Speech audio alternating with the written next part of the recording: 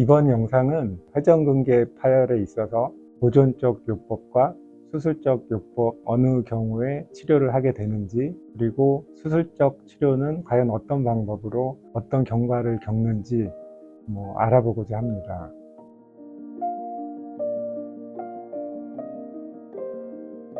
어깨의 회전근개라는 것은 어깨를 회전하듯이 감싸고 있는 4개의 힘줄을 말하는데, 보통 이제 젊은 사람의 경우는 외상에 의한 파열이 많고, 나이 드신 분들은 이제 오래 쓰다 보면 퇴행성으로 파열되는 경우가 많습니다. 나이 드신 분들은 대부분 극상건, 견갑하건의 그 회전근개 파열이 많은데, 젊은 분들 같은 경우에는 주로 외상에 의해서 극상건보다는 견갑하건 파열이 꽤 이제 자주 보이는데, 젊은 사람들 같은 경우는 간혹 그냥 보존적 치료에 반응을 잘 해서 보존적 치료로 통증이 잡히고 잘 아문다 그러면 수술을 안 하는 경우도 있지만, 잘 안 아물고 통증이 좀 지속된다 그러면 수술을 좀 고려해야 되는 경우도 생깁니다. 힘줄이 웬만한 외상으로는 완전 파열까지 가는 경우는 흔하지 않기 때문에 웬만하면 보존적 치료에 잘 반응하는 편입니다.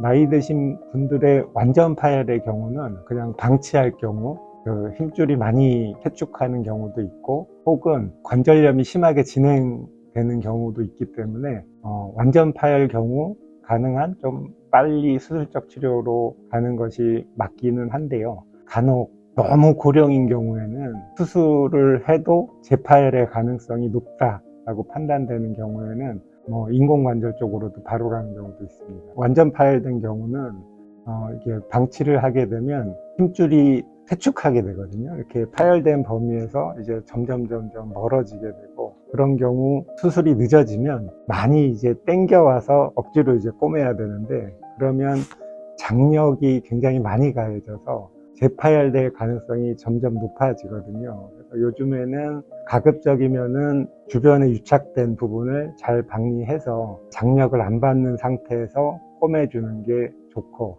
간혹 너무 이제 퇴행성 변화가 진행해버렸다, 어쩔 수 없다 그러면은 아예 인공관절까지도 고려해야 되는 상황도 있습니다.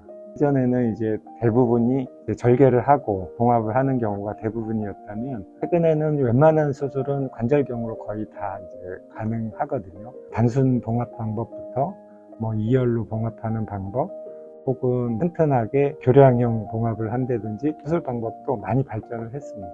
대부분 이제 회전근개 봉합술은 첫 번째로는 대부분의 경우 위쪽에 이제 자라난 견봉의 아랫부분을 부드럽게 갈아주는 방법, 그러니까 힘줄이 이제 왔다 갔다 하는 길을 가급적이면 좀 넓혀주는 견봉 성형술이라는 걸 먼저 해주게 되고, 다음으로 실이 달린 나사를 이용해서 뼈에다가 원래 이제 힘줄이 부착하는 부분에 실이 달린 나사를 삽입을 하고, 유착된 힘줄 주변을 최대한 박리를 해서 부드럽게 좀 한 다음에 끊어진 회전근개를 끌어다가 원래 위치에 부착하는 방법으로 이제 수술을 하게 되는데, 수술이 만약에 늦어지게 될수록 힘줄은 점점 퇴축을 하게 되거든요. 이제 점점 멀어지게 되는데, 그걸 초기에 멀어지지 않은 상태에서 원래 위치에 봉합을 하면 잘 붙습니다. 수술하고 나서의 통증도 비교적 심하지 않고. 근데 너무 수술이 늦어져서 힘줄이 원래 부착 위치에서 이제 많이 도망간 경우, 이걸 이제 억지로 끌어다가 꼬매게 되면 수술하고 나서의 통증도 심할 뿐더러 다시 끊어지는 경우도 비교적 좀 흔하게 발생을 하게 됩니다.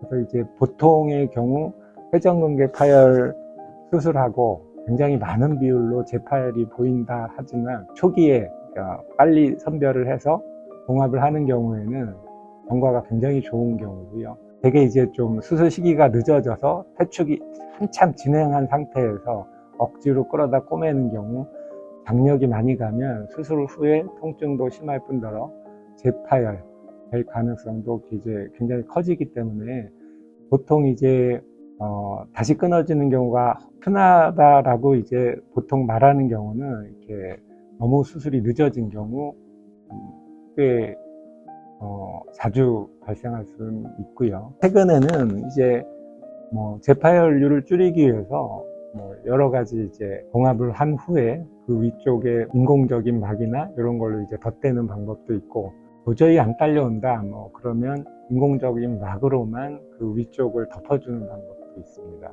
청병원 정형외과 황은천입니다.